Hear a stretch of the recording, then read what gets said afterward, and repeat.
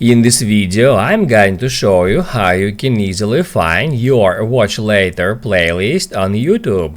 Be sure to watch the video to the very end so you don't make any mistakes, and of course do not forget to like this video and subscribe to my channel.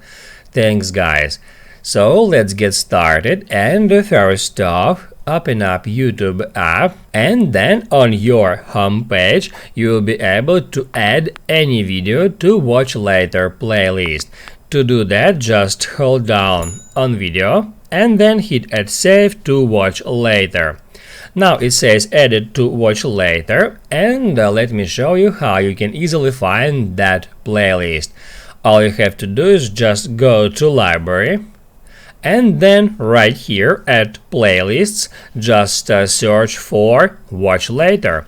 Then you can get into that playlist, and that's where you can easily find all videos you have added to that playlist. Then you can tap at any video to watch it, or you can swipe left at any video that shows you that remove option. We can just tap on it to remove video from that playlist.